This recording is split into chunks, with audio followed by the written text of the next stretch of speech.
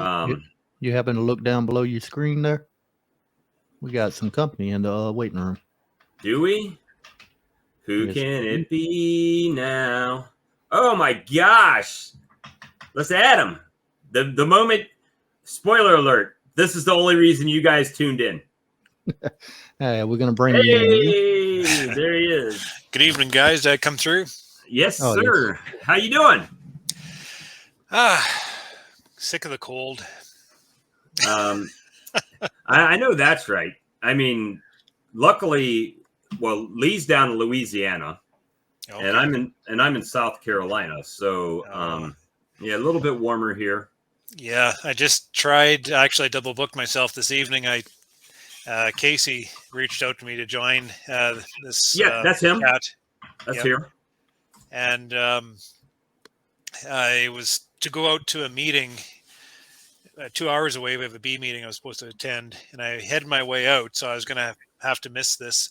But I got about 5 minutes away, and the roads are snow packed and ice, and the vehicles are driving slow, and it's like, you would have missed it. I turned around. Yeah, I missed the bee meeting, so here I am. So you got to go home and grab your probably your Tim Hortons coffee cup. No, actually, I grabbed a beer, so there you go.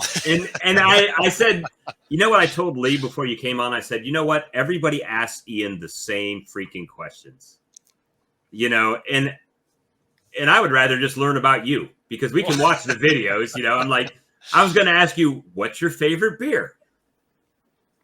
Oh, yeah. Well, I was drinking Moosehead there, so I'm not sure if it's a Eastern beer. Okay. I've got a cousin that lives in Roseneath in Ontario, and Labatt's Blue is what we always drank when we were up there. Yeah, that's the party beer. Yeah, the staple. Yeah. So, you know, gosh, I know it's killing you. I know you're so ready, chomping at the bit to just get beekeeping already. Yeah, well, we had an early start, and we had about 3 good days. Probably 5 days of bee flight, and now just a blanket of snow again. I've never seen a spring like this before. It's just so cold. Terrible. Guys are seeing losses. It's not good. Yeah, guys are seeing a lot of losses right out of the sheds, and I'm hanging on. My hives are doing all right, but they're going to time out, you know, so right. We need some weather. We need to get some sunshine, and they're calling for another system coming through this weekend, like a lot. They're saying rain and snow, so hopefully it comes as rain and not snow, because I don't think I can handle any more snow. But May 1st, they're saying sunshine, so maybe we'll get back into spring May 1st. 2 weeks. 2 weeks. Oh, that's a long time away. But I do have feed on the colonies. I have syrup. They're taking syrup. That's a good sign when a colony's consuming like that. Well, they're maintaining a brood nest now, and it takes a lot of energy to keep them warm. So I have syrup, and we'll have to go back around to feed them right away. And I do have protein on top of the colonies, and the colonies that are developing have devoured that pound. So we're going to have to go around and add another pound if we don't get, but I don't know how we're supposed to work in this type of weather. So anyways, I don't want to sound like I'm, woe is me. Well, I mean, that's where I'm at right now, though. Now, when is the snow typically over for you? When are you normally able to get out there and just go at it? Like the snow this time of year isn't unusual. We see it, but we've never just had it all the time this late into May. I've never had it this late, pushing. This is when I start boxing my hives up already. Last year, I think at this time I had a little bit of snow, but this last system went through, dumped 2 feet on us. And we never lost the snow from winter. So it's just been a perpetual cold ice box here. Typically I get the hives out April 1st or so, let's say, for an easy date. And typically in April, it's a nice month to work bees. It's when they transition into winter and you build them up for Maine and do the splits. Right. But they just have not. Well, they are. I mean, the colonies are tight, and they're not expanding like they should. So hopefully they're maintaining themselves at least. So I don't know. So but at least my colonies aren't outright losses. Like a lot of guys are just seeing terrible losses right across Western Canada. Well, This dude, time of the year with the cold weather coming back in, are you able to put 1-to-1 on them, or are you having to stay with 2-to-1, or what Yeah, kind of I stick feed? with the heavy feed all the time. The 2-to-1, I guess it probably would work, but I'm more so just wanting to get the sugars down to them as much as I can without them having to do a lot of work. So if I give them a little lighter syrup, it would be more work for them to, process that, I suppose. So I feed them heavy syrup. Yeah. is now this is a dumbass question. Chalk this up on your list of dumbest ass questions you've ever gotten. No, there's no such thing. You know better than that. All right. All right. So I was thinking, because when I was a kid, I lived in the Midwest, and we always got like 2-3 foot of snow. We'd make our snow forts in there. I saw a picture where you had your hives were just covered up with snow the other day. Does that at all act like an igloo? Any kind of thermal barrier? I mean, does it help them at all maintain? Yeah, actually, I'm complaining about that snow, but it was actually a good thing. With this last system to come through, we had terrible cold come through also, so very cold nights. And the snow actually, I think it's helped me because I winter inside, so I don't have winter wraps. So I bring my hives outside; they're exposed. Beekeepers are winter outside or wrapped up, so they probably wouldn't see any difference. But mine are outside, exposed, and we had 2 feet of snow, and it was just exactly like you say. It just kind of encased them and held them nice and comfortable, I'd say. And Now they're starting to melt their way out and starting to fly a little bit, but the snow was a good thing in that aspect for sure. Yeah. I was like, I didn't know, because everybody's like you said, they wrap them, like you move them inside to keep that temperature down, and then it's like, well, but the snow kind of does at some point act like a thermal barrier. Yeah, it was pretty cold, so the snow I think helped. Because I know that because when it gets too cold and the cluster tightens right up, they don't drink syrup, and I have pails on them all. And throughout, I brush away the snow, and it was cold out, as -10 or whatever, and tip back the pail, and they're still drawing down the sugar. So it tells me the cluster is loose enough to be able to pull down that syrup. Now, I have to ask, why did you get into beekeeping? Why does anybody get into beekeeping? Eh? Well, It just kind of true. stumbles into it. No, we're not a family beekeeping family. There's a lot of 100-year-old families up here in beekeeping. It's a generational thing for a lot of guys, but for me, I just kind of tripped into it. I actually didn't even know what a swarm was when I was 18 years old.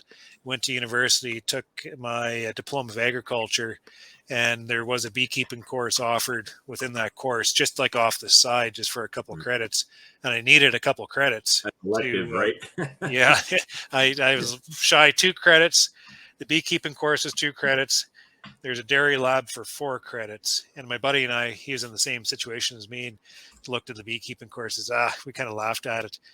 But he said, no, we don't want to take the dairy lab because that's 4 credits. That's 2 credits too many. So we decided to take this beekeeping class. But the problem was, it was a good thing my buddy was with me at that time, because it was an after hours class, and it was Wednesday night. And Wednesday night was pub night on camp. Yeah, Ladies pretty night. much. And I said, well, we can't go to the beekeeping class because we'll miss the campus on pub night on campus. And he says, no, Ian, think. We'll go to this beekeeping course. It was 7 o'clock till 9, I think. He said, you don't go to the pub at 9 o'clock anyways. We go at 10. So by the time we get done the course, clean up, we'll go to the pub after. And so that's what we did. And all the ladies that got there early have already had 3 hours of drinking. Yeah. So after that, I bought 4 colonies, and then, the rest is history. 1,600 in the shed. Yeah. That's what kind of percentage loss do you think you're gonna end up with this year so far? Well, that's a good question. I'm not sure, and I don't want to be too bold either because we're having another system bear down on us. But out of the shed, I was running 5% loss, and that is mostly to starvation. I had some pretty big colonies go in, and we had unusual conditions in the fall. Then they pollen packed on me, and I didn't get as much sugar as I needed to get into them. So the big colonies were starting to starve out on me, and I had the opportunity to move them out into the sunshine. They flew. We got feed onto them. So we pulled 5% outright to starvation. And then when we made our second round here with patties, we're digging a little deeper, and we're able to see some other issues like queens and drone layers, just those very typical. So we ended up with about another 5, so 10%. And I imagine if we go around this next time with patties, we'll start finding more issues too. As we have patties on, and the colonies are developing, they're devouring that protein, especially when there's none out there. And with the colonies without the any consumption, that usually means there's an issue. So we'll probably flag those go down. And I imagine 15%, I hope. And if things don't smarten up, it could double that pretty quick. Yeah, we're here. Guys are losing 70% up here. One guy was talking to 90%. Those are extremes. Lots of guys are around 50% losses, and then whatever they have is just shitty little colonies. So usually when that happens, I mean, then people start thinking, is it even worth it? When you lose that strong, it's like, is it just time to get out of it? Yeah. Some of these are their livelihoods, 2,000, 5,000 colony guys. And it's not easy. Like, it's not the first time we've seen losses either, though, but it's just tough. Price of honey is good. So that's one thing that's going to help. If we're able to maintain colony numbers best we can, at least we can capitalize on the better honey crop, or better honey price, if we can get a crop. So that's one thing that's going to help keep them going. But we're having problems with, and this is what one of my meetings was. I was going to a meeting basically in reference to this. So we're having trouble getting replacement stock to fill in the dead spots. There's not enough bees for sale across Canada because everybody's bees are dying. And our traditionally sourced packages typically come from New Zealand and Australia and Chile. They just don't have enough to be able to supply the losses that Canada is seeing. It's just not a Manitoba thing here. And the big stir right now is accessing American stock from California, and it's very controversial. So actually, Right. it's actually not a bad thing I'm missing this meeting right now. I was going to get axes thrown at my head. I'm the chair of the Manitoba Beekeepers Association. So. Right. So at any rate. Well, I mean, is there just like some reason that Canada doesn't want you to import bees from the United States, or? Yeah, it's been closed for about 35 years now, and it was restricted due to, I think they first closed it to the tracheal mite, and then it stayed because of varroa mite. So we've, beekeepers in Canada for the longest time used to buy packages from Georgia, Right. California. These beekeeping families in Canada used to know these families down in the southern states and areas like that. And the border closed just like that. And all of a sudden we had to adjust our way of beekeeping up here. This is before I started beekeeping. And then, I mean, there's some businesses down in the southern states that almost went broke because they just lost their clientele with Overnight, just one. right? Yeah, government just dropped an axe and you can't cross that line. Damn it, Justin Trudeau. No, just kidding. Blame everything on him, right? Yeah. But it's been 35 years, and we do import queens from California, and there's an opportunity maybe to tap into some package producers within that northern Sacramento area within California. So there's an opportunity there. It's just, it does bring risk, and there's a lot of beekeepers in Canada not wanting to maybe expose themselves to small hive beetle, if there is any there, or Africanites isn't really an issue because we're already bringing queens from there, but there's also resistant varroa mite diametraz. I know beekeepers use a different treatment down in the States than we do in Canada. So there's right. issues around importing that we have to acknowledge. Just when guys are losing their livelihoods because they can't access stock and they see all these bees just south of us, it's kind of a hard pill to swallow, Well, when Canada has to start importing more and more honey because you don't have the bees to produce it yourself and the price starts getting jacked up, then all of a sudden the politicians will start, oh, wait a minute, we'll do something. Yeah, it's becoming an economic issue, actually. This is the Canada-wide thing. So you look at maybe not so much where I am because we're just strictly honey producers. But when you talk about pollination, we have hybrid canola pollination in Alberta. And I think there's 22 million acres there that needs to be pollinated. And there's shortened bees there. And then you have in the West Coast and the East Coast, we have blueberry pollination. And those blueberry producers are seeing a shortage of bees. Like, they haven't got into the season yet, but they can't find enough bees. They can't source enough bees to be able to satisfy their pollination needs. So there's going to be like, I'll load my 32 up, man. I'll load them up. throw them in the back of the truck. Just tell me where to drop them. I think they're paying pretty well this year too. So once you get these, you get the growers into the situation, it becomes a more like a heavier lobby group, right? Like beekeepers, no one listens to beekeepers, but once you get these grain farmers or blueberry producers, and they start falling short, then the hammer starts banging. So then there might be some attention to be made. But I hope I'm not sounding like, as a chairperson, I'm supposed to be neutral. So if there's anybody watching this who's like, damn it, Ian, you're on the wrong side of the issue. Yeah, we're small channels, so unless you broadcast that you are on here on your channel, the 28 people watching appreciate you for sure. Well, it's all good, but it is what it is, right? In a lot of ways. So we just have to be able to navigate ourselves through certain types of issues and situations. So anyway, well, just ask him, that's what I'm going on. That's what's happening up here with me right now. So I'm just kind of laying it on the line. Ian, just propose the question to him. Just say, do you think the bees know where the border is between the U.S. and Canada? 20 miles south of here. Like I'm just across the line, 20 miles north of North Dakota. That's where I am. And I'm not sure who it is. Some beekeepers from somewhere migratory. They come up in North Dakota. I think there's 600,000 hives move up into that state. But right along the line, as close as you can actually drive to that line without getting in trouble, he's got a semi-load and he drops. It must be a yard per half semi-load. I'm not sure how many gets on a semi-load. Big yards. Boom, boom, boom, boom. And they're flying across getting Canadian flowers. Yeah, those bees don't know any difference. Yeah, I would, rent a barge and like there's some St. Lawrence Seaway, whatever, right there.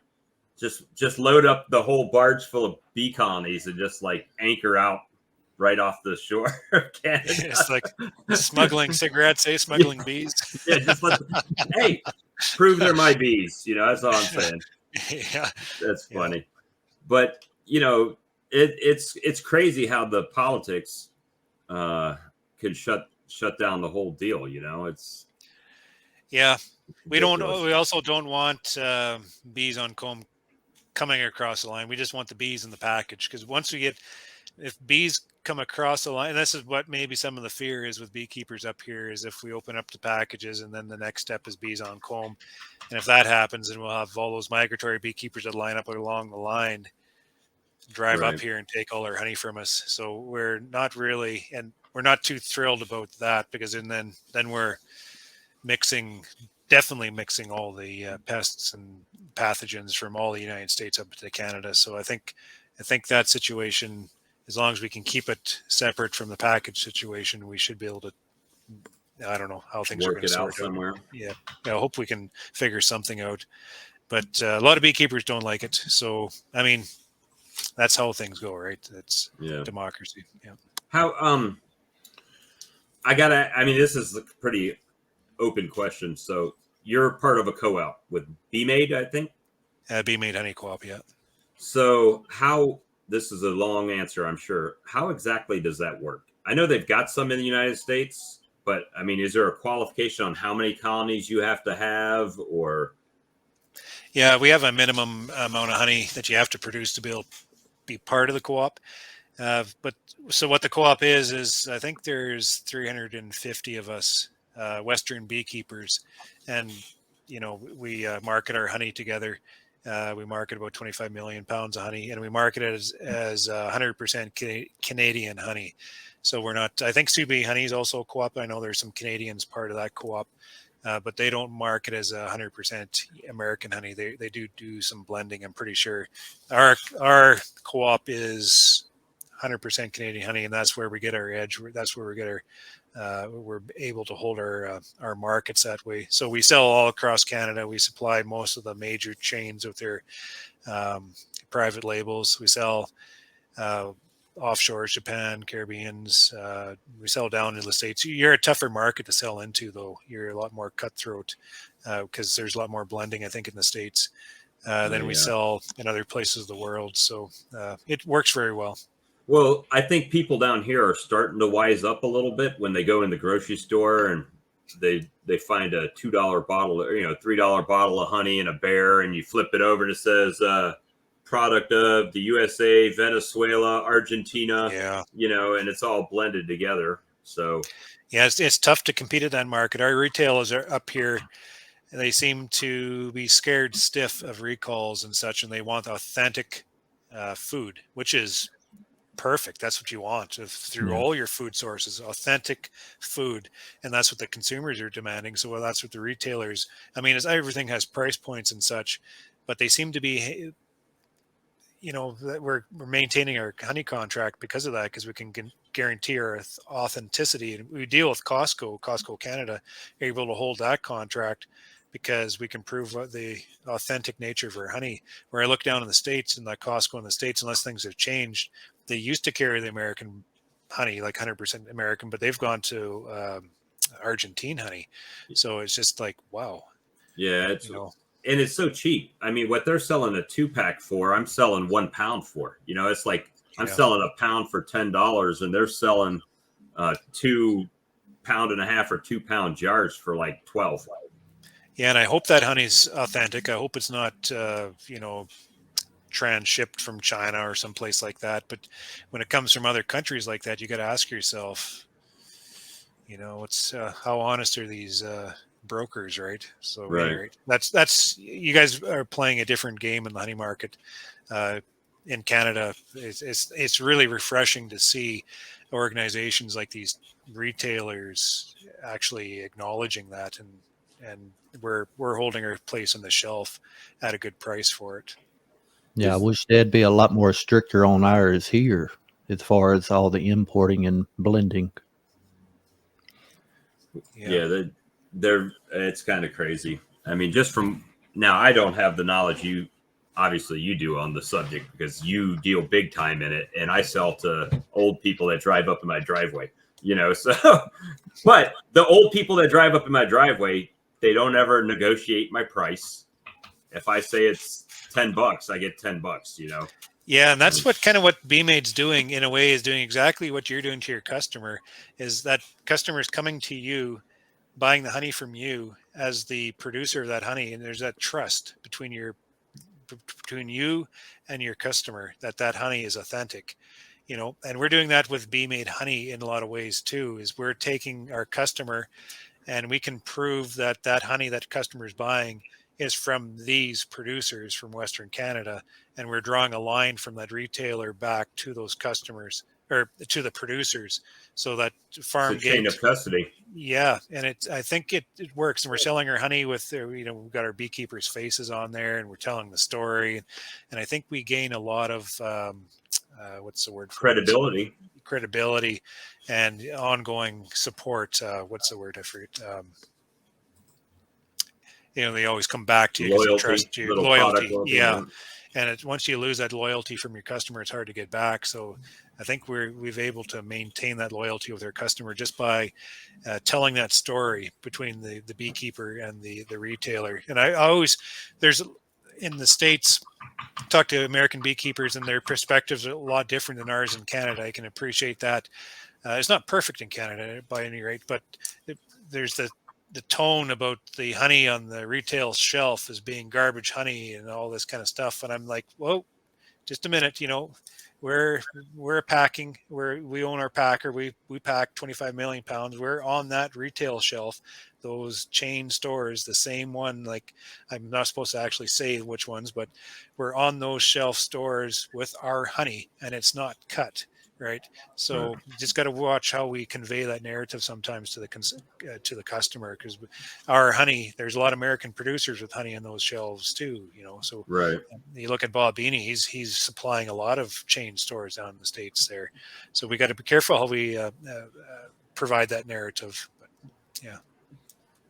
Well, the best thing that I have for selling my honey is it's just local, right? It's got the local pollens. It's raw, just strained, not heated, blah, blah, blah. The whole deal. But I think the biggest thing when people come up to buy honey, they don't question it because they see my colonies right there.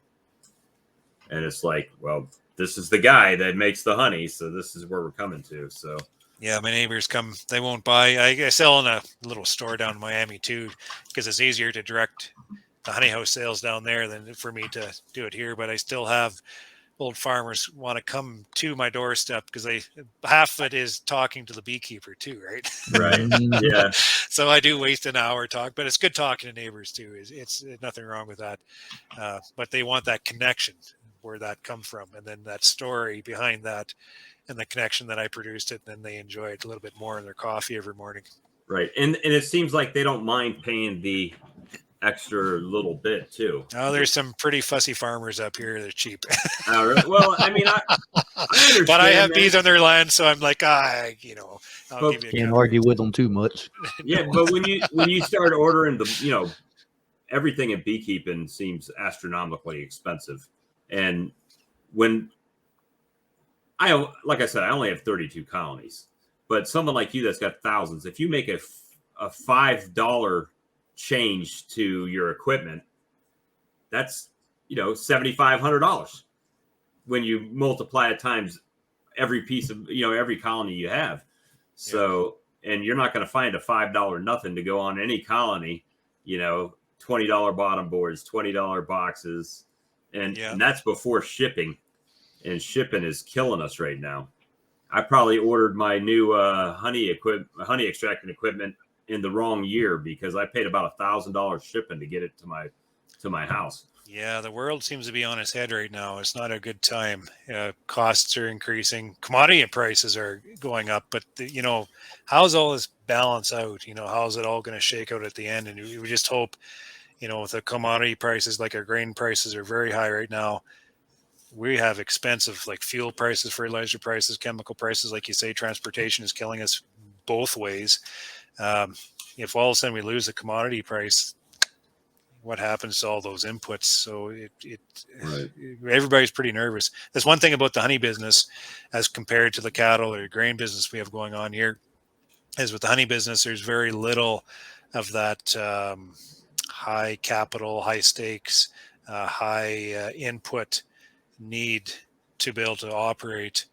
Like the grain farm is just ridiculous. We're running like 1%, 2% margins. The honey farm, we don't have those high expenses. Even the capital costs, capital investment are in the business. It's not there. My biggest cost is sugar and labor, and then throw medication in there. And then, so it's the adjustment with our high honey price. We're pretty well. If it drops even if the commodity, if the sugars, or even if labor increases a little bit, it doesn't hurt us as bad as other sectors of agriculture potentially could. You Right. know what I mean? Yeah.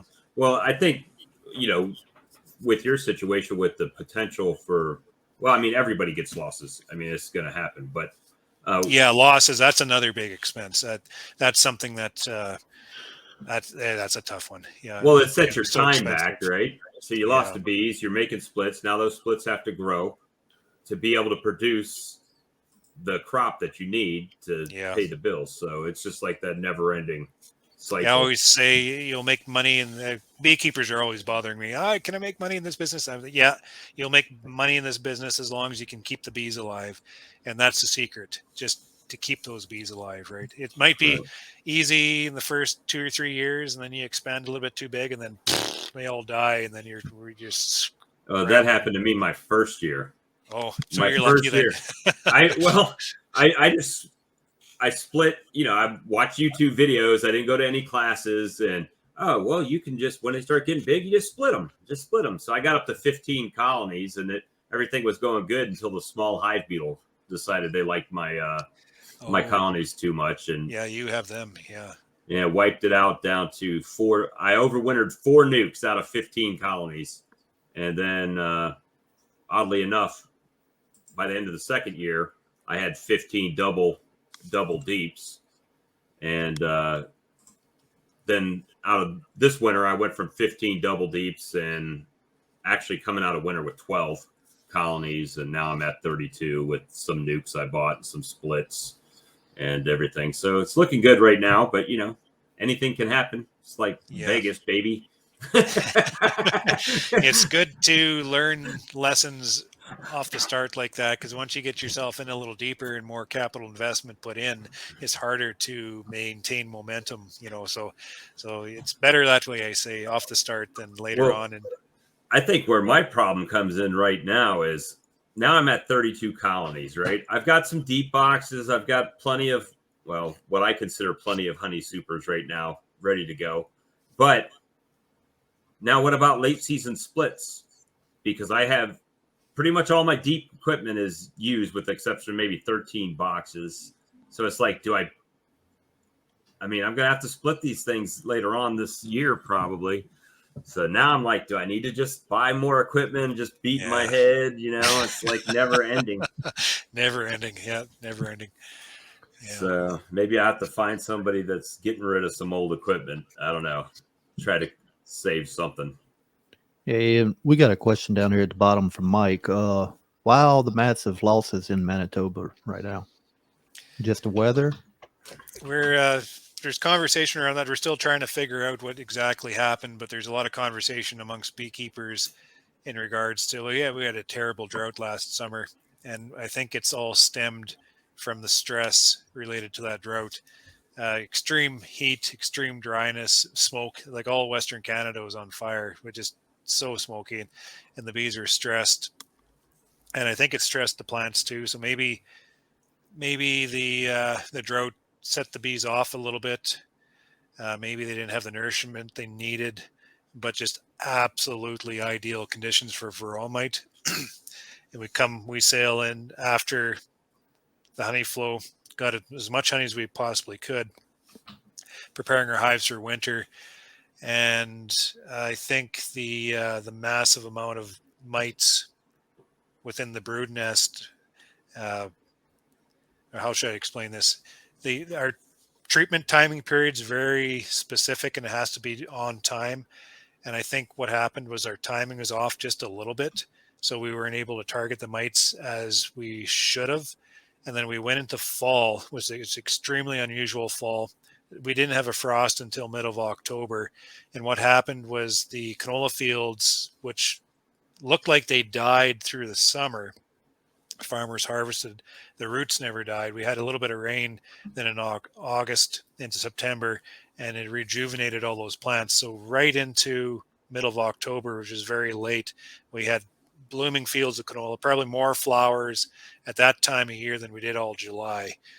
And what that did is it sent those bees that were supposedly going in as a winter nest, it brought them out back into their summers. Like they're actively foraging, bringing in canola honey, bringing in canola pollen, starting to brood up their nests. So it kind of set them off again. And when they started brooding like that with all the mites as we missed, I think just hit underneath the brood cappings, multiplied again as they went into winter, not exposed to any type of treatments to control them, and just killed everything. So I think, and then we had a very long and cold, snowy bitch of a winter, and now we're entering into a very long, slow, cold spring. So we've just had a challenge for probably the last 9 or 10 months with just weather, all because I think the bees are just unable to shift properly, and we weren't able to treat our hives adequately. So that, and my situation here, according to my test, I was able to control the mites. I got my treatments in and targeted and killed everything. So it looks like I was able to get by that. But with that late season canola that's coming in as winter feed, like a lot of it was coming in. One of the reasons why we manage our colonies in singles is because we want to take all the honey for harvest, but we also want to take that canola honey and keep it out of the brood nest for winter because it makes terrible winter feed. So what was happening later on in the season, we had all this canola honey coming in. They're packing that terrible winter feed into our nests. So my hives went into winter full of syrup with canola honey, and bees are very fussy. They're like children. They'll eat the best feed first, right? So they ate all the syrup and all the alfalfa honey and all the good honey. And then right at the end of winter, when they're running out of feed on me, they start eating that canola honey. And I don't know if bees get into indigestion, but it certainly seemed like it. They started digging into the corners to get that canola honey, and they just started pooping everywhere. You could see it on the fronts of my hives, and I put them out when I had that opportunity, and they flew, and there is shit everywhere. It's just crazy. It was messy. We had to go out and emergency feed because we were seeing about 35% of the hives starving at that time. So we were out the next day after we set them out with pails, and they're flying, and we were just getting covered. It was just I saw that video. shit spattered everywhere. It tastes I was gonna wear a face terrible. shield. It was gross. You hope I wish we could have left them 3 days to fly, but we've only had 5 days of flight so far, and we had to get that feed down. And my jacket just stunk. Like I'm used to being in the cattle yard with cattle shit and just reeking of cattle, but bee shit, that was a very distinctive Just hitting you smell from all directions. It wasn't good. So that was another. It was a shitstorm, a literal shitstorm. That's what I say in my presentations, and there's truth to that. But there's a lot of things that come together to a perfect storm that killed a lot of guys' hives in Western Canada. Unfortunately, Well, we're just seeing the end of it. We had an absolutely weird winter. On New Year's Day, it was 78 degrees here, which I think is about 24, 25 C on New Year's Eve. And then it would be 80 degrees, which is 26. And then it would get, by the weekend, it was snowing. And then it would warm back up again. And then the following Saturday, it was snowing again. So the bees were in this constant break cluster, eat, forage, come back, cluster. Is it going to be winter? You know, the queens all, do we lay brood? Do we not lay brood? Yeah. I saw them drone up and then pull all the drones out. Oof. And then drone up again, you know, and they were just removing brood because they didn't know. That's the only thing I could say is they didn't know what was going to happen. That's got to be stressful because they're like back and forth all the time. Yeah, there's no consistency at all to that. And my dumbass last year in February, we started warming up, and then it dropped down to like 20 degrees Fahrenheit, which is about -6 for you. And it stayed there for a couple of days, and all the drones they had started producing, they all just got kicked out and died. So they had to start over with queen rearing. Wouldn't know drones for mating.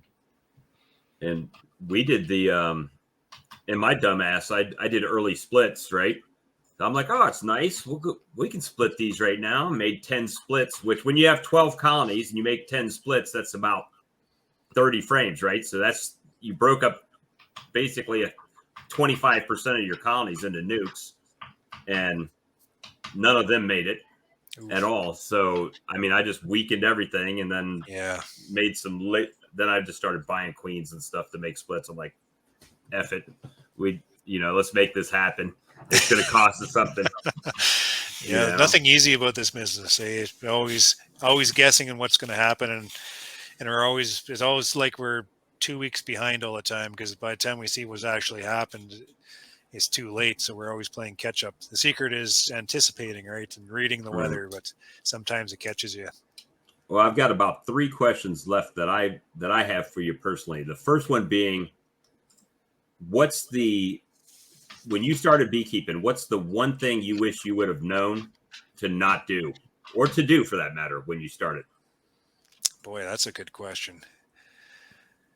Beekeeping is a funny thing because you can read, you can watch, you can talk to guys all you want, but you don't actually understand or learn until it happens to you. So I could say, oh yeah, I wish this, but I wish I didn't do this, but if I didn't experience it, then it isn't ingrained into me to make sure I don't do it again, right? So every negative experience, I think, is very important for beekeepers to be able to, learn. And that's how you learn your craft, and that's how you really tune into all these little things within your environment, and which is different from everybody else, right? This just helps you read what's going on a lot better. So those lessons are very important. I think. But to answer that question is, in farming in general, maybe, but to step away from those little buggers more often than I did off the start, because they're very controlling. And just because all these dynamics that are happening all the time, you're trying to get one step ahead all the time, just as farmers naturally try to do, but it just rules your day and you can't get away. And then you try to have a wife and family with kids, you can't be at the farm all the time trying to manage affairs. You got to be able to get away from it, because if you can't get away from it, well, what's the bloody point? And it's just going to you're going to end up just hating your life doing something you absolutely love. So you have to be able to and get away. That's something I learned the hard way a long time ago.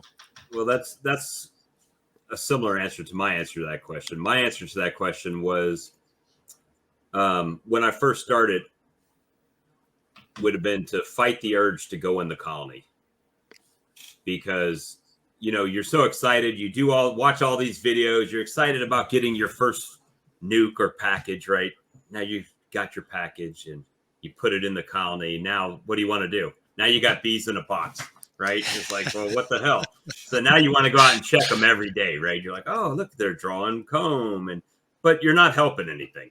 At that point, there's nothing you can really do, other than mess something up. You need a sacrificial hive, like the kids when they have little chicks. We always have 2 or 3 in the side. These are the ones you handle, poor little chicks, right. And those ones you leave alone. Same with beehives. Hey, you pick on 1 or 2. That's what I said for the small beekeeper. If you got 4 or 5 hives, don't go in all of them every single day. Go in one day, one in the next day. That way you're not messing with them every day, but you still get to see bees every day. Yeah, and you don't have to. Maybe off the start of my beekeeping journey, I was always going down and finding the queen. You don't have to ever actually find that queen. If you can read the nest, you can see exactly what's going on. Actually, finding the queen is useless, other than just maybe determining her age or just because you like to look at queens. But if you look at seeing what the nest is doing, that's all you need to do. And you can do that with pulling one frame. I don't even mark my queens anymore. I had first year, I decapitated a queen and watched one fly into the wind. And I was like, yeah, I'm done with this shit. That's $60 that I just, for what? I'm marking a queen so I can see it. It doesn't do anything for the colony. Nothing for the colony. Right? No, we don't mark queens in it. Maybe we should, just because we like to track things. But I ended up as just note keeping and information I would never use anyways, because just the way we beekeep up here within my operation, we just let things succeed itself. So we focus on the hives that are having trouble, and we promote the hives that are flourishing, right? So that's basically our strategy. Well, it seems to be working out for you, for sure. So far, I don't know. Yeah. I can't talk too bold, though, because we have a big-ass storm, Colorado low. It's going to just slam us this weekend. It's not going to be good. The second question is... great equalizer, right? Mother Nature. The second question we ask pretty much everybody on here, what's the biggest piece of crap beekeeping equipment you wish you never bought? Like this was just a waste of money. Why did I buy it? I did. Of course, you don't know that till after you buy it. So yeah, I did start transitioning into screened bottom boards because I was, and there's probably places for it, and there's probably beekeepers that effectively use screened bottom boards, maybe in hotter places too, or maybe they use different Varroa type management practices. But when I transitioned a lot of my operation into screen bottom boards, thinking that I'd be able to manage Varroa mites better, and it ended up just being more work and a wax moth problem because I have my trays in there and there's always debris. It's just, so then I removed. So that would be the only thing that I would have not done is screen bottom boards. Right. See, even in South Louisiana, as much heat we get down here, I still use all solid bottom boards. Okay. I didn't even want the I screen. use them too. Yeah, some guys use it for ventilation, maybe. I was thinking, but I use a feeder ring on top with ventilation holes to let the heat out in the summertime out of the top, and I use a solid bottom board to keep beetle larvae from getting back to the soil as easily. They have to actually crawl out to the front, right? Yeah, and hopefully the little bastards roast on the bottom of the hive. And actually, I started using peppermint candies. Yeah, I was watching one of your lives here when I was eating supper before I went back out. You were talking about that in your patties. How did that work out for you? They love it. And here, traditionally, if I put a half-pound patty on, they might get 25% into the patty before there's beetles and beetle larvae in it. When I was doing the experiment, they actually got to about only a silver dollar size left on the patty before there was any beetles or larvae in it. And then 2 weeks later, I went back in the colony, no beetles, no larva, no Wow. nothing. And the candies on the corner, I had somebody that was watching a live stream that ended up living 5 miles down the road from me. Who knew? And they came over. We went through 15 colonies. We saw 3 hive beetles out of 15 colonies.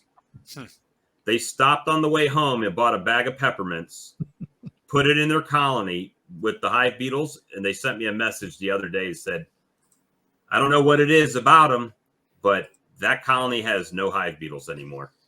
Wow.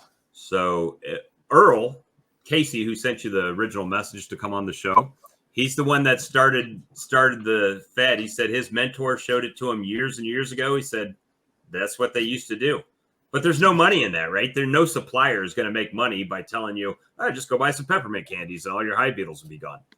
You know, I don't have anything in the. I bought everything, Ian. I bought the damn beetle bottom, not the blaster one that's $200, but the trim ring that's got the flare in it to supposedly keep beetles out. I bought the Guardian hive entrances, the oil traps, all that shit at $4 or $5 a piece. But you can't just have a $4 oil trap. You got to have 2 $4 oil traps per box. It's like bullshit. And then you still have hive beetles. So I use Swiffer sheets. And if you go back to my January videos, you'll see me pulling Swiffer sheets off. And the Swiffer sheets are loaded with beetles. But there's still beetles in the colony. It's just only half of them are gone or however many gone. So we're rolling with peppermint this year. We're going to let it go. That's interesting. Yeah. And question number 3. I've got to go to teach a group of 4th graders beekeeping on the 3rd of May. And this is the second year I've gone to the school. But I heard you talk about your Waggle dance Skittles. Oh, things. Yeah, you got to do that. It's a lot of fun. I have 5 kids, and I've been to their class when they get to a certain teacher who likes to bring farmers in, to connect the kids with agriculture. So I'm the beekeeper, and I'm, my child's in the class, so I go and talk about bees. And one of the things I do is I teach them how bees communicate. And they communicate, with smells, and they communicate with vibrations in the hive, and they also communicate with dancing. So what I do is I show them exactly how they do this, and I'm actually in school teaching kids recruitment. I'm not sure if that's appropriate or not, but I buy a bag of Skittles, and that's my flower source. So I put that in the far end of the classroom, and then I have my class of kids as my beehive, right? So in the morning, the scout bee goes out, which is me. And I go fly around the classroom, and then I go to the Skittles, and I find this. And I have one. Oh, that tastes really good. And I take one Skittle back, and I fly back to where I left, like my entrance. I hand the Skittle to one of the kids, and the kid eats it. And I said, "Well, do you like that?" And she's, "Oh yeah. Do you want some more?" "Oh yeah, I want some more of that." So I stand her up and I say, "How do you think I'm supposed to tell you where that is when I can't talk to you?" And the kids, this is before I tell them about the dance and all that. So they're scratching their head and they have no idea. And I says, well, the bees communicate to each other in this way by dancing. So I'll show them the waggle dance. So I stand up and I go down to the bee and I just wiggle my bum as hard as I can. And I draw a circle and do it again. And I said, now I just told you where that is. So the 2 of us go and we fly around the classroom with the Skittles, and we each have a Skittle. And then we each grab a Skittle and we bring it back to the front.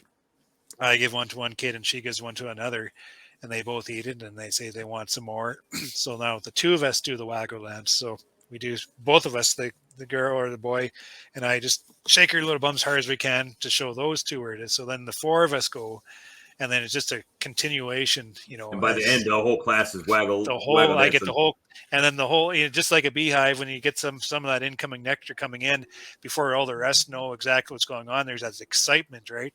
And it's just in the classroom, the same things happen because I picked the the first kid and the second, and then the four, and then the six of us, and all the rest want Skittles. So they're just waiting for their turn, right? Right. And right at the end, the whole class is up and they're all shaking their bums and they're all going to the Skittles, and it's just a feeding frenzy, just like how a robbing event is within a yard. It's just kids in the Skittles like this, and it's just a fun, really fun thing. So you should try that, because it every time I go into the I teach that to the kids, and then I see them years and years after they still go, remember the bee it. dance. Yeah, they do a little bee dance in front of me. Nice. Grown adults say it's a lot of fun. So I did it last year, but I did it virtually, right, because of COVID. And this year I'm going to the school, so I've got an observation hive over here. I'm going to load up. Oh, nice. And I'm going to do the Skittles. And last year on the Zoom, I did a PowerPoint presentation. Of course, it was shared to all the classes. And then because it was on Zoom, I was able to then log out from my computer and into my phone. And I walked out to the bee yard. Oh, nice. And was able to find a queen in the nuke and show them. And then like about 2 weeks later, I got this envelope full of just pictures of where they were drawing honeybees and sending it to me for thank you cards and stuff. Yeah, so, that's good. It was a nice time. Good times. So, Frank, this last time I was there, there's a boy, like they're, how old are they? I should, 13 years old. No, 12-year-old. The kids are 12 years. And puts his hand up. How much do you pay on your honey farm? I need a job this summer. I said, well, you're only 12. My minimum is 15, but I pay, $15 an hour starting and all this crap. $15 an hour. Oh, I can hardly wait. So it's, it recruits. I have a lot of kids that I've taught bees to, like in our local school here, come to the farm after like you're already work. Scouting Yeah. them. I'm recruiting them. That's awesome. Yeah. All right. So Frank's Bees asks, Ian, do you ever feed corn syrup? I do. I don't feed as much anymore as I used to. Corn syrup is a really good feed for bees. Fructose is very familiar to them, so they can really. It almost seems like they're able to convert that. I don't know if there's any difference, but it just seems like they're able to then convert that into brood a lot easier, I find. But corn syrup can lead to degradation, so you get what the hell is it? Nozema? No, the breakdown of the sugars forms. What is it called? DFM or no? Any rate, with time and exposure to sunlight, the corn syrup will break down and is really hard on the bees' guts. So as long as they're flying, they're able to get rid of it. But up here, when we have cold and we have winter that just goes on forever, that property of the decomposition of that corn syrup can really add to stress in a wintering colony. So I've primarily shifted over to sucrose because I get by the tanker load and I bring sucrose in. That's just all I feed. But when I get a chance in the spring, if I do have access to it, I'll feed corn syrup. And corn syrup really is a nifty trick when you're mixing patties. You mix patties, make sure you keep all the water out. Otherwise it turns into a block, like a hard block. You use the corn syrup as your liquid and it'll keep that patty soft forever because it's hygroscopic nature, and it'll just allow the bees to utilize it and never go hard on you. So if you're doing it on a small scale, like someone like me, where I make up like 10 pounds or, of pollen patty at a time. So you're saying use corn syrup in that first instead of using 1-to-1. Just use corn syrup instead. Yeah. If you can use inverted sugar, like I use sucrose now, corn syrup's a lot better, but because I have so much of the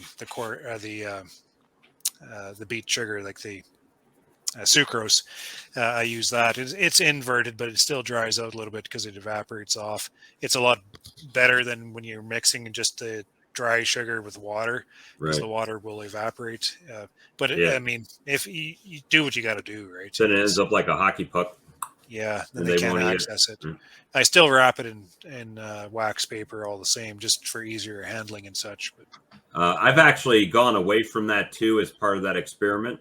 For me, it wouldn't make sense on your scale, makes sense on my scale to put them in sandwich bags, because you can put about a half pound in there and limit beetle access.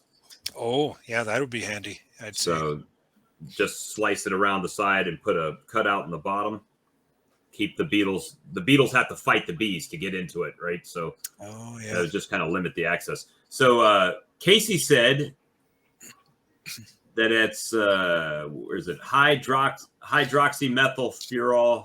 HMF. That's what it is. Exactly. That's what I was trying to say. Yeah, I think I was saying DFM or something. That's something totally different. That's probiotic, I'm pretty sure. So yeah, we're getting a lot of comments. I actually sent links to Casey. I said, Casey, you got him on the show. Come on in. But he hadn't used the link yet. Hey, he's feeling a little under the weather. He just texted me a minute ago. Well, we appreciate Earl, the hillbilly beekeeper. You need to make, I don't know, has he made you a song yet? An Ian Steppler song? I haven't heard it. If he has, it'd be Casey, quite unique. Oh, I guarantee if he hasn't, tomorrow you'll probably have one.